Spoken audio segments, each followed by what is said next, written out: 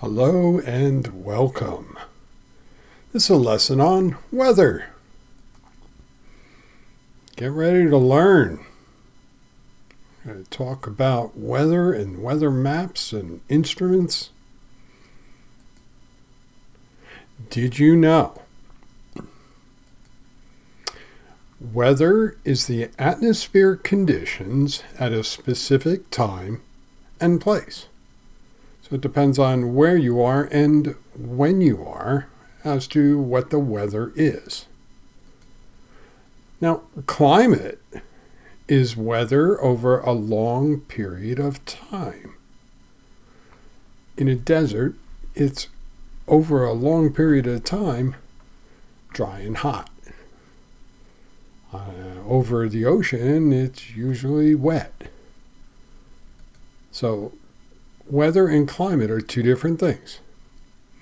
Slight changes in the atmosphere can cause a big change in weather.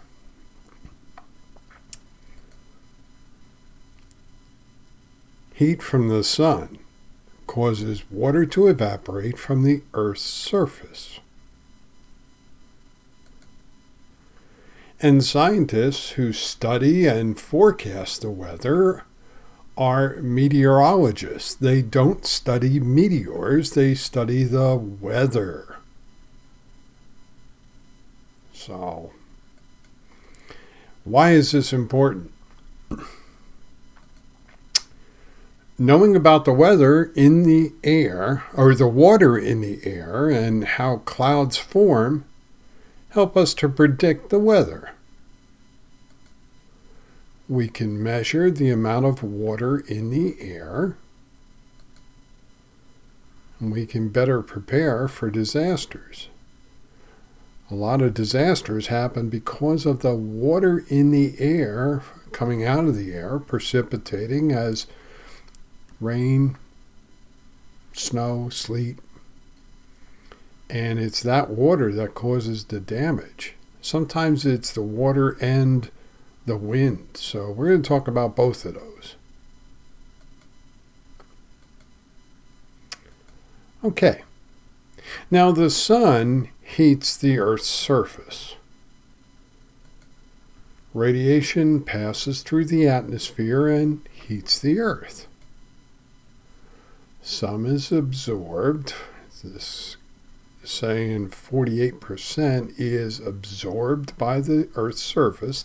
That's why the ground gets warm. And some is absorbed and some is radiated again. In other words, it is transmitted back away from the Earth. 25% in evaporation, 5% in convection, and then 17% net thermal radiation. Now, if there are no clouds to bounce it back to the Earth, it goes out into space. This is why clear summer nights, standing down here, clear summer nights are cooler because it just keeps going. It doesn't get bounced again back to the Earth. So the Earth is heated by the sun. Now, wind is caused by uneven heating of the Earth. We have water and land, and they heat at different rates. Warm air rises above the land, and cold air sinks. So if the warm air is rising, it's a low pressure, it is low density. So that rises, and then the higher density air sinks. And the balancing of these two pressure systems we call wind. So the cool air travels towards the warmer air over the land. And it's the balancing of this pressure that we feel as wind. It's simply the movement of air molecules from a high pressure always to a low, never the other way. Okay, we have evaporation and condensation, two terms we want to talk about. When water evaporates into the atmosphere as water vapor, it goes from a liquid here in the ocean to a gas. It evaporates. Water condenses from a vapor into droplet and drops. Gas into a liquid. Gas condenses into clouds and then changes into a liquid. So you can get it sometimes as a solid in ice and snow. So you have evaporation, condensation, precipitation, and then flowing back into the ocean. Water always flows back into the ocean. So you have this cycle here over and over, known as the water cycle. So we're getting all the parts for talking about weather, and we are going to move on to measuring the amount of water in the air. Humidity is the amount of water vapor in the air.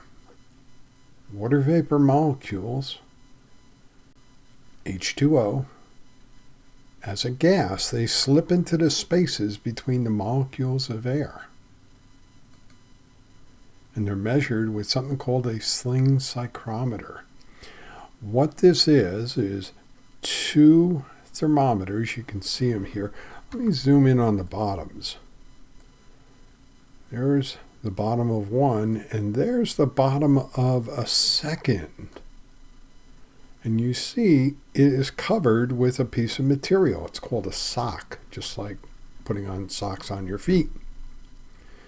And here's what happens. As you get this wet with water, you dip it in water. And it's got a handle, and you sling it around. That's why it's called a sling psychrometer. And water evaporates from the sock. Now, the more water you have in the atmosphere, where you're spinning this around, the more water you have there, the less room there is for water molecules to evaporate off of here. So when water evaporates off the sock, it takes energy to do that, and it lowers the temperature. Just like if you were to lick your hand and then blow on it, it would cool it down. Cool down your hand. It's called evaporative cooling. And when water evaporates, it takes energy to go from a liquid to a gas. And we can measure that with a thermometer or a thermometer. So this is what you do. You take this sling psychrometer, you get the bulb wet down here, the sock wet around the bulb, and then you spin it long enough to get a stable reading. You read it a couple of times, and you measure the difference between the air temperature of this thermometer and the wet temperature of this thermometer. You look it up on a graph, and it'll tell you how much water vapor there is in the atmosphere. And that will give you the relative humidity. Very cool.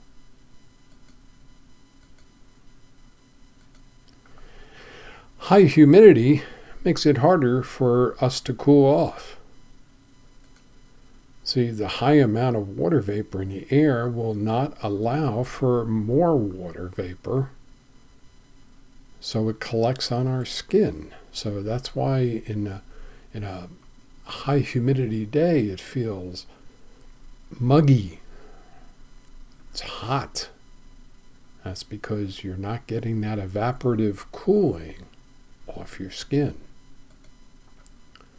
Your sweat doesn't evaporate and it beads on the skin surface.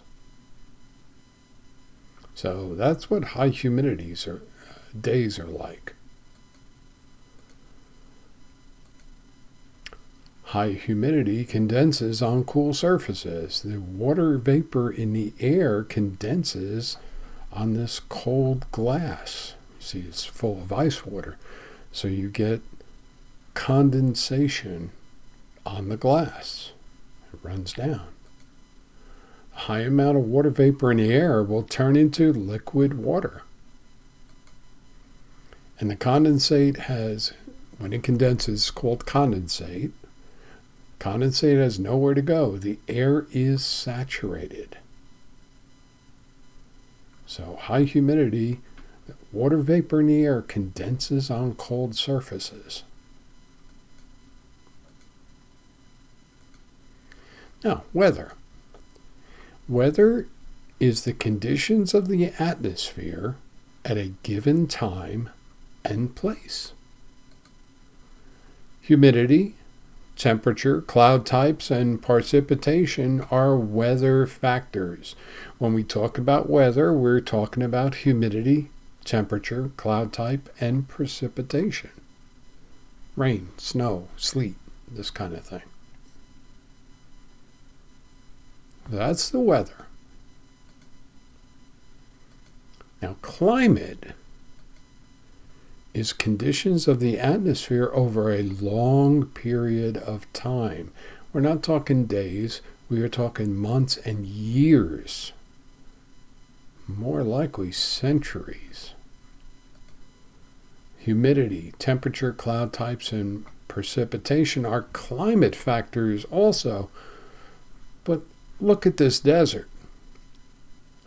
It didn't become a desert overnight.